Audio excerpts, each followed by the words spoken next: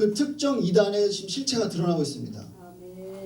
그래서 지금 이단에 빠져 있는 그 잃어버린 백성들이 돌아오는 기회가 됐으면 좋겠고, 또 백성들이 분별했으면 좋겠고, 한국교회가 끼어서 기도하면 좋겠고, 또 우리나라에 또 많은 또 이단들이 있습니다. 다 본인이 재림예수라고 하는 그 이단들도 그 속해 있는 그 성도들은 아니지만 회개하고 주님께로 돌아오는 그런 역사가 저는 있기를 간절히 바라고 원합니다. 누가복음 21장 8절에도 보니까 미혹을 받지 않도록 주의하라. 많은 사람이 내 이름 와서 이르되 내가 그라. 지금 우리가 이런 말세를 살고 있는 것입니다. 그들을 따르지 말라 하셨습니다. 또한 곳곳에 기근과 지진과 전염병이 있다 예수님이 미리 이렇게 예언을 하셨는데, 우리가 이럴 때일수록 더 깨어서 기도하고 우리 예수님만을 우리가 바라는 그런 저와 여러분들 되시길 주님의 이름으로 축복드립니다. 그래서 우리가 영어 속담 중에 이런 말이 있죠. No cross, no crown. 짧은 4개 단어지만 cross, crown. 그래서 단어 비슷하죠. CRO로 시작하는데 의미는 십자가 없이는 왕관도 없다, 이런 면류관도 없다, 이런 의미인데, 이 코로나 이걸 보니까 라틴어로 왕관이라는 뜻이 있습니다. 이 생긴 게 현미경으로 보면 이게 왕관처럼 생겼다 그래서 코로나 바이러스라고 하는데, 이걸 통해서 우리가 또 깨닫는 것은 진정한 만왕의 왕 만주의 주, 진정한 그 십자가로 그들을 이기신, 그래서 면류관을 받으신, 영광의 면류관을 받으신 예수 그리스도를 우리가 더욱더 생각하게 되는 줄 믿습니다. 마태복음 17장 24절에 누구든지 나를 따라오려거든 자기를 부인하고 자기 십자가를 지라, 이런 말씀이 있습니다. 그래서 우리가 하나님을 사랑하는 자, 그의 뜻대로 부르심을 입은 자들에게는 모든 것이 합력하여 선을 이루느니라. 그래서 우리가 하나님을 사랑하는 자기 때문에 자기를 부인하고 자기 십자가를 질 때 하나님께서 영광의 면류관을 우리에게 씌워주실 줄 믿습니다. 아멘. 자, 그래서 이제 다시 저는 이제 본문 말씀을 이제 시작하고자 하는데, 여러분, 저는 이제 세계 비전 붕사회를 생각했을 때 제일 처음 떠오르는 단어가 두 단어가 있는데, 두 글자가 있는데 선교였습니다. 선교. 세계 비전. 저는 세계만 들으면 가슴이 두근두근되고, 특히나 그 양화진, 그 서울에 있는 그 양화진, 합정역에 있는 양화진 외국인 선교사 묘비에 가면 정말로 그분들께 정말 조선을, 하나님이 조선을 이처럼 사랑하사, 그리고 조선보다 더욱 조선을 사랑했던 그분들을 저는 잊을 수가 없습니다. 그래서 이 세계비전 선교사에 저는 가입된 것도 우리 아는 우리 신대원 목사님들 소개로 이렇게 들어오고, 또 총장님께서 이렇게 환영해 주시고 이렇게 했는데, 세계 비전 그 단어가 저한테 너무 진짜 감사했습니다. 그래서 마태복음 28장 19절 20절에 보니까 이런 말씀이 있죠. 그러므로 너희는 가서 모든 민족을 제자로 삼아 아버지와 아들과 성령의 이름으로 세례를 베풀고 내가 너에게 분부한 모든 것을 가르쳐 지키게 하라. 보라, 내가 세상 끝날까지 너희와 항상 함께 있으리라. 그리고 이제 마가복음 16장 15절에 보니까 너희는 온천에 다니며 만민에게 복음을 전파하라, 이런 말씀이 있습니다. 그래서 이런 이 지상 명령, 이거를 그 신학교에서 이제 신학 용어로 4글자로 이렇게 표현을 하더라고요. 대위임령이라고 이렇게 표현을 하는데, 여러분 그 삼위일체라는 그 단어도 보면 성경의 본문에서는 찾아볼 수 없는 단어죠. 삼위일체. 근데 이제 그 정황상 그 말씀의 깊이를 깨달은 그런 분들이 삼위일체라는 단어를 만들었잖아요. 마찬가지로 대위임령도, 대위임령이란 말은 성경에 없지만 그를 사람들이 예수님의 마지막 분부, 그 선교의 지상 명령을 이제 대위임령이라고 이렇게 표현을 했더라고요. 그래서 우리가 이제 성령의 기름 부음을 받아야 되는 5가지 이유를 제가 말씀드릴 텐데, 그 첫 번째 이유는 바로 대위임령을 위해서, 마지막 분부인 예수님의 지상 명령을 실현하기 위해서 우리가 성령의 기름 부음을 받아야 된다는 이제 그런 말씀입니다. 여러분, 이제 우리는 지금 교회라고 사순절을 지내고 있습니다. 사순절에 그 사는 숫자 4를 얘기하고 수는 10을 얘기합니다. 10. 그래서 사수는 40입니다. 그래서 부활절 되기 40일 전부터 그 날짜를 세 가면서 그런 경건의 시간, 거룩의 시간, 예수님의 십자가 고통을 생각하면서 경건의 시간을 보내는 기간이 사순절인데, 그 사순절 기간과 비슷한 절기가 유대 절기 중에 있습니다. 유대 절기 3대 절기가 있는데 3대 절기는 뭡니까?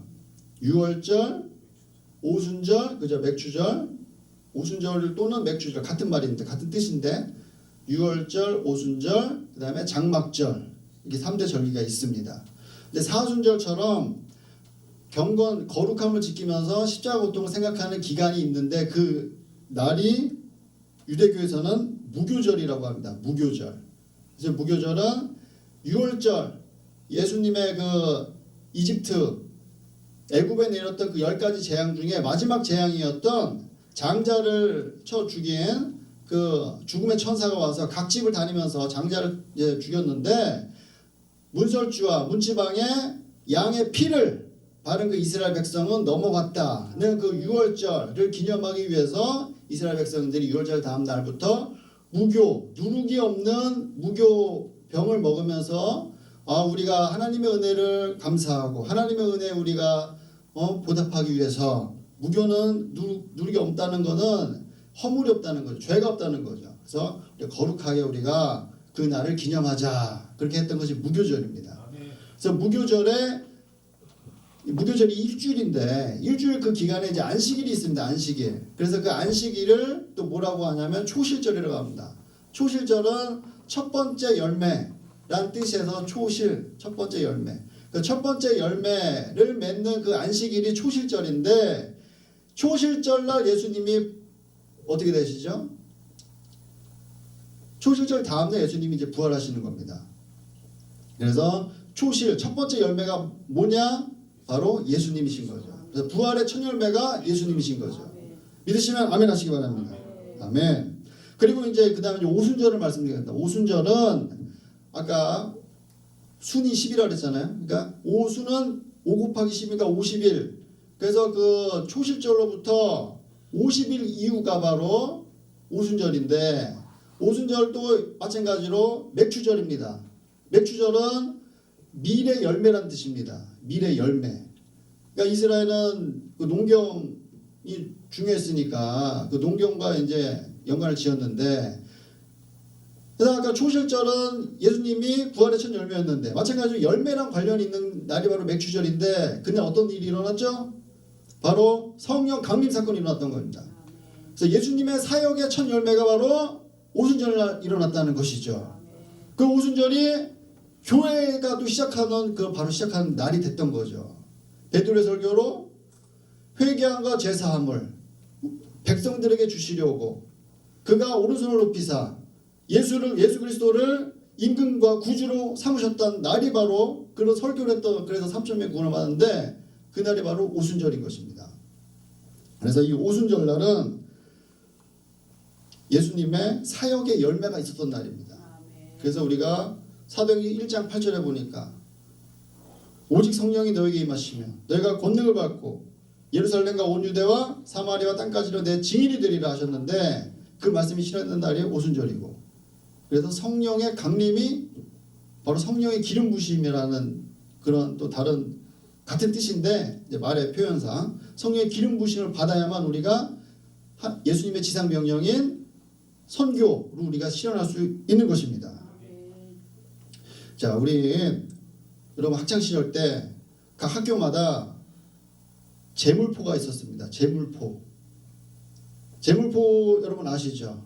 제물포 인천의 항구 제물포인데 또 학교마다 제물포가 있습니다. 여러분 물리 선생님을 이제 제물포라 그러는데, 왜 제물포냐면 쟤 때문에 물리 포기했다 그래서 제물포. 그래서 이 제물포 선생님 때문에 이제 물리를 좋아하는 사람도 있고 싫어하는 사람이 있었는데, 제가 이제 오늘 물리 그 얘기를 잠깐 이제 하려고 합니다. 어려운 얘기는 아니고요. 여러분 육상 경기 중에 그 해머 던지기가 있습니다.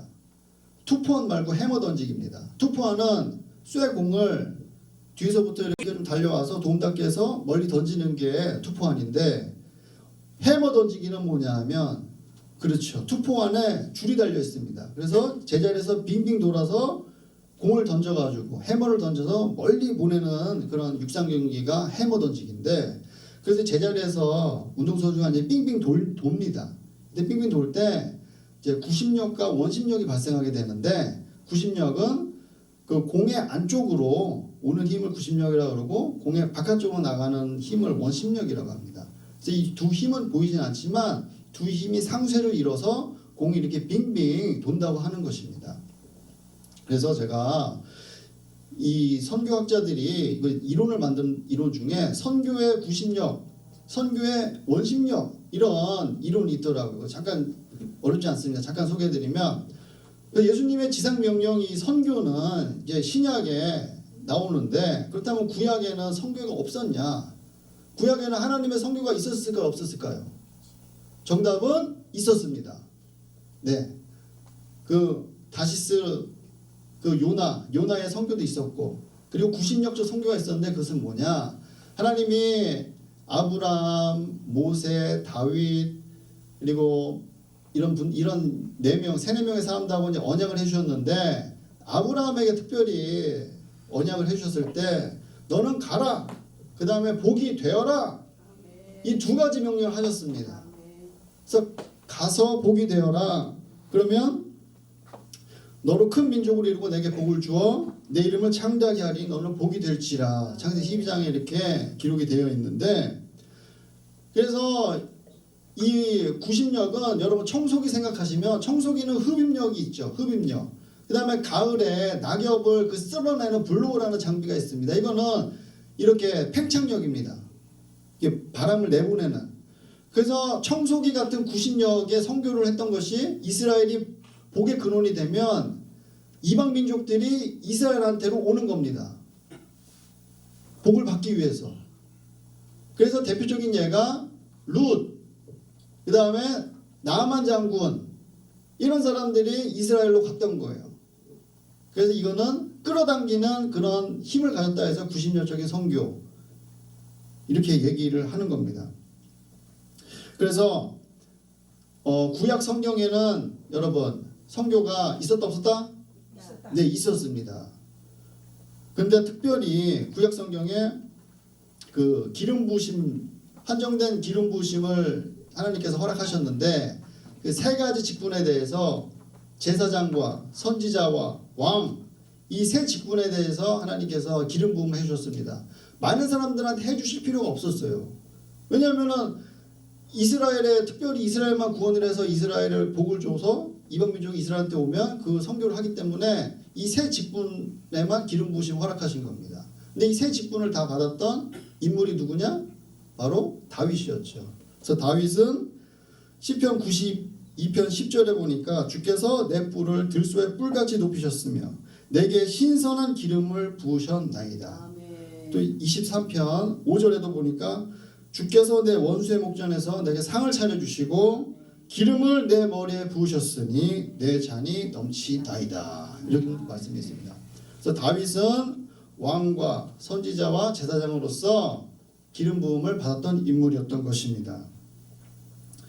그래서 다윗이 또 하나님과 또 언약을 하게 되는데, 다윗이 이제 백향목으로 만든 성전 그 궁을 짓고서, 하나님의 궤는 그 다윗의 장막이라고 하는 그 천막에 이렇게 휘장을 이렇게 쳐놓은 그 상황을 보고서, 자기는 다 원수를, 하나님께서 원수를 다 물리쳐 주시고 이렇게 편한 생활을 하는데, 하나님의 궤는 지금 저렇게 임시 거처에 있다. 너무나 안타까워서 나단 선지자에게 얘기했을 때, 나단 선지자가 하나님의 말씀을 받아서 다윗에게 언약의 말씀을 해주십니다. 그 말씀이 사무엘하 7장 16절에 있는데, 뭐라고 말씀해 주냐면, 다윗아, 네 집과 네 나라가 내 앞에서 영원히 보존되고 네 왕위가 영원히 견고하리라. 이런 다윗 언약을 해주십니다. 그래서 구약 성경에 흐르는 두 개의 그런 줄기와 뿌리가 있는데, 하나는 신명기사가 네 앞에 복과 저주가 있다. 이 둘 중에 하나를 선택해라. 네가 내 말씀을 잘 따르면 넌 복을 받을 거고, 네 말씀을 안 따르면 너는 저주를 받을 것이다. 이런 조건적인 언약이 있는 반면에 다윗 언약처럼 상관없이 영원한 왕위가 서리라라는 언약을 해줬던 게 바로 다윗 언약입니다. 근데 다윗 언약은 이제 결국에 솔로몬 이후에 이제 나라가 두동강이 나고 결국에는 아수르와 바벨론한테 멸망을 당하잖아요. 그러니까 많은 사람들이 오해를 했지만 결국에 그 궁극적인 의미는 그런 가시적인 왕국의 존속이 아니라 바로 다윗의 후손으로 오실 예수 그리스도를 통해서 그 왕권이 최종적으로 지속된다는 그런 말씀이었던 거죠. 그래서 우리가 기름 부음을 받아야 되는 두 번째 이유는 이런 구약 성경에 예표되어 있기 때문에, 아까 첫 번째 이유는 대위임령을 실행하기 위해서 우리 기름 부음을 받았다고 말씀드렸는데, 두 번째 이유는 이렇게 구약 성경에 예표되어 있기 때문에 우리가 기름 부음을 받아야 된다. 그 다음에 세 번째 이유는 예수님을 닮기 위해서 받아야 됩니다. 여러분, 예수님은 100% 하나님이시자 100% 인간이신 줄 믿으시면 아멘 하시기 바랍니다. 아멘. 그래서 빌립보서 2장 6절에 보니까 그는 근본 하나님의 본체시나, 그래서 본질상 하나님이신 것입니다. 근데 또 누가복음 2장 52절에 보니까 예수는 지혜와 키가 자라가며 하나님과 사람에게 더욱 사랑스러워 가시더라, 이렇게 되어 있습니다. 그래서 예수님은 동정녀 마리아로부터 성령으로 잉태를 하셨지만은 어른으로서 이 땅에 오신 게 아니고요. 그 다음에 어떤 전문가로서 이 땅에 오신 게 아니고, 어떤 그런 그 로마 그 속국 로마의 어떤 지배자로서 오신 게 아닌 것입니다. 갓난아기서부터 이렇게 인간으로서 이게 자라는 모습을 보여주셨던 것입니다. 그렇다면 예수님이 사역을 하실 때 하나님의 아들로서 사역을 하셨을까요? 아니면 인간으로서 사역을 하셨을까요? 하나님의 아들로서, 그렇죠. 하나님의 아들로서 사역을 하셨죠. 그런데 여러분, 누가복음 3장 22절에 보니까 성령이 비둘기 같은 형체로 그의 위에 강림하시더니 하늘로부터 소리가 나기를 너는 내 사랑하는 아들이라 내가 너를 기뻐하노라 하시니라, 이런 말씀이 있어요.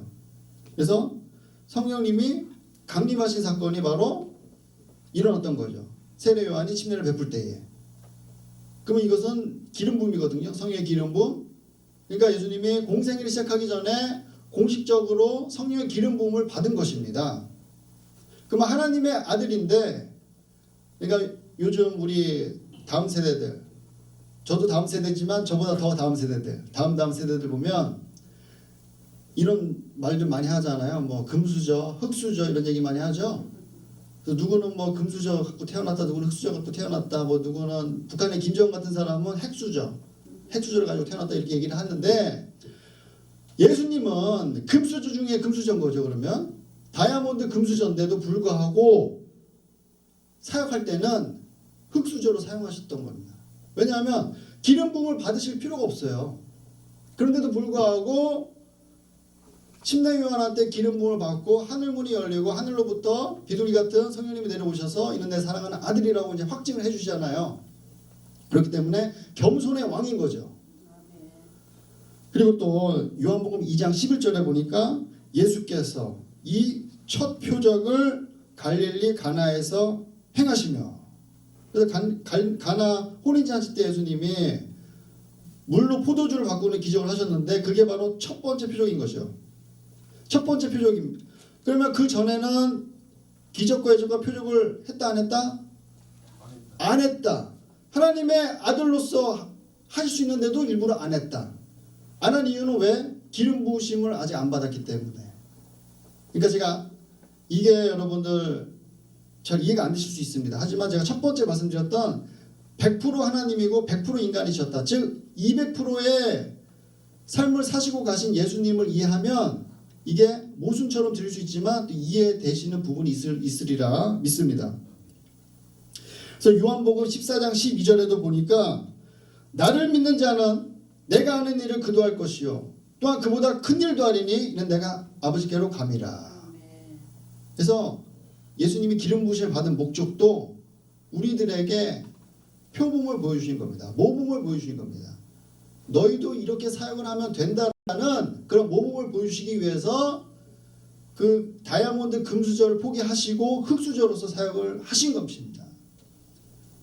자, 그래서 기름 부으심을 우리가 받아야 되는 세 번째 이유는 예수님을 닮기 위해서. 아멘.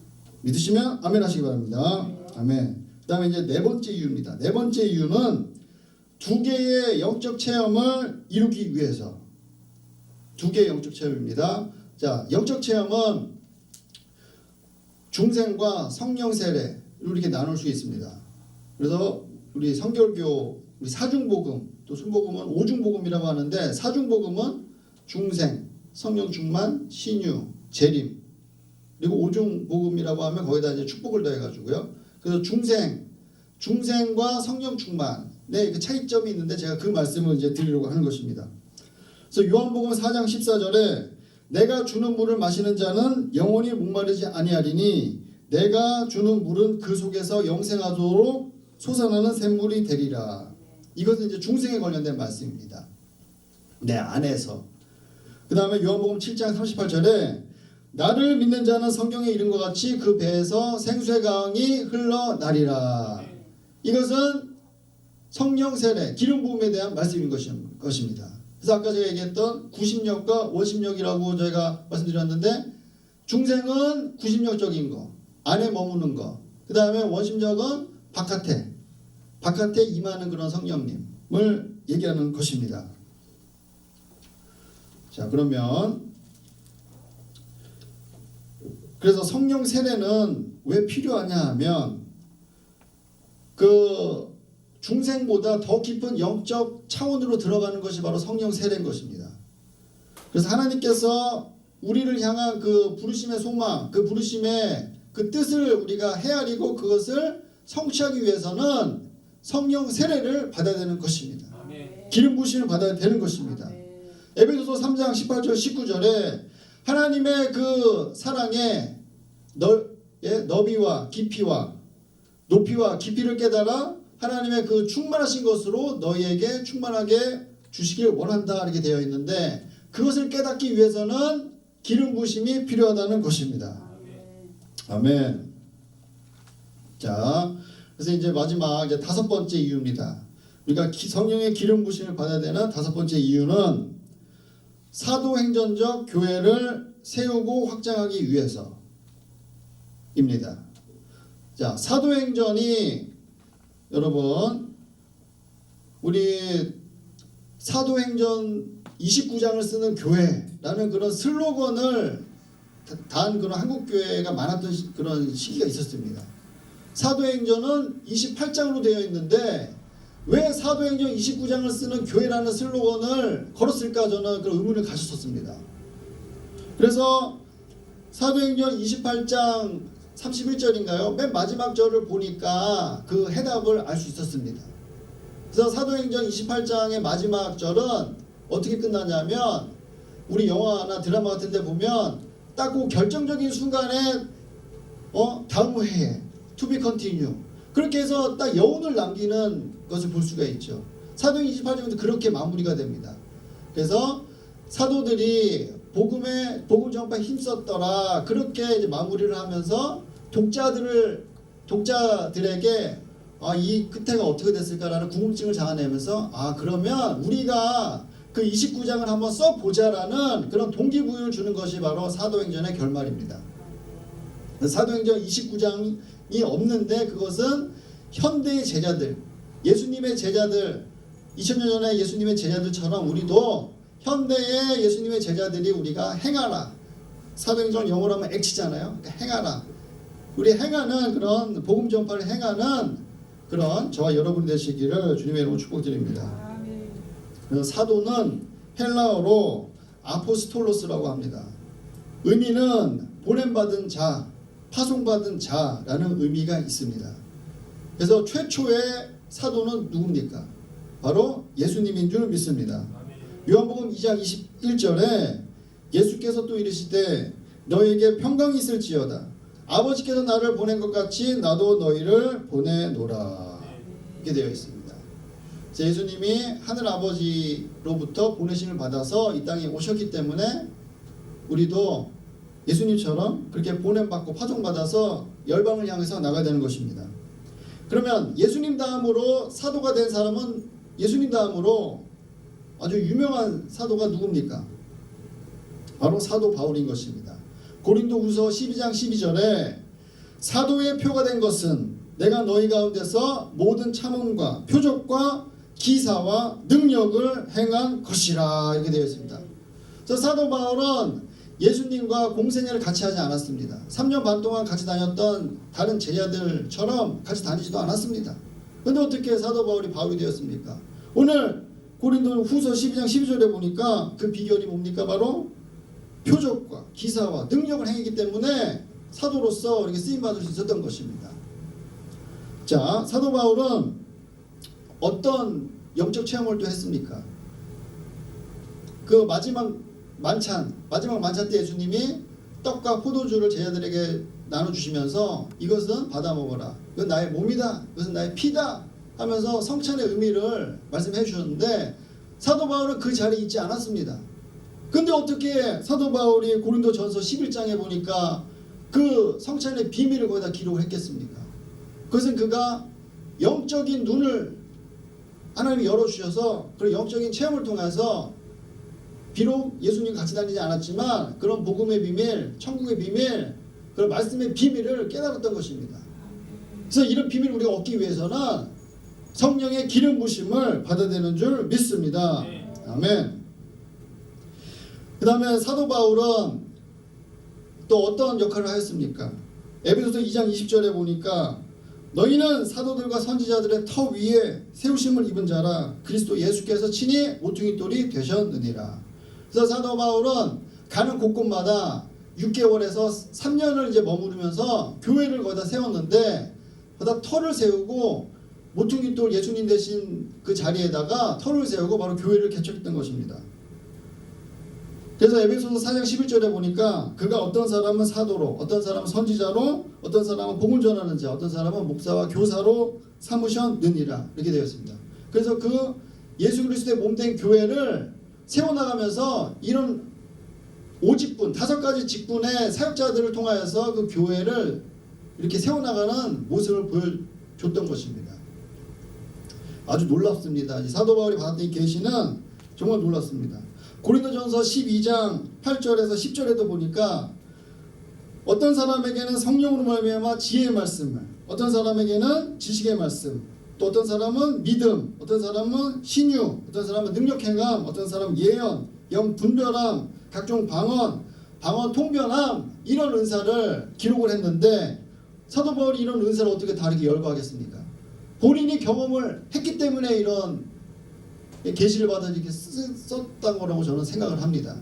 그래서 사도 바울의 이런 교회를 세우고 가는 곳마다 교회를 개척하고 5가지 직분의 사역자들을 세우고 어떤 이 9가지의 은사를 발휘했던 그 비결은 뭐다? 바로 성령의 기름 부으심인 줄 믿습니다. 자, 이제 결론입니다. 정말 이 코로나 바이러스 때문에 정말 온 나라가 고통을 받고 이 어려운 이때에 우리가 성령의 기름 부심을 더욱 추구해야 되는 줄 믿습니다. 이사야서 10장 27절에 그날에 그의 무거운 짐이 내 어깨에서 떠나고 그의 멍에가 내 목에서 벗어지되 기름진 까닭에 멍에가 부서지리라, 이런 말씀이 있습니다. 그래서 기름 부심으로 이런 멍에가 떠나고 이런 멍에가 부러지는 역사가 있게 되는 줄 믿습니다. 아멘. 그래서 우리가 이 보이지 않는 바이러스를 어떻게 우리가 대적하고 쫓아내겠냐?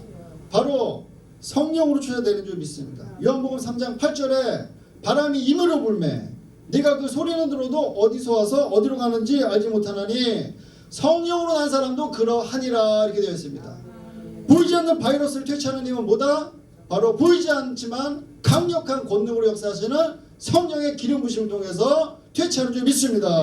아멘. 스가랴서 4장 6절에 이는 힘으로 되지 않고 능으로 되지 않고 오직 나의 영으로 된다고 했습니다. 바로 성령으로 이런 능력을 받는 줄 믿습니다. 우리가 아까도 주여 삼창 기도했는데 이 주여 삼창을 했던 그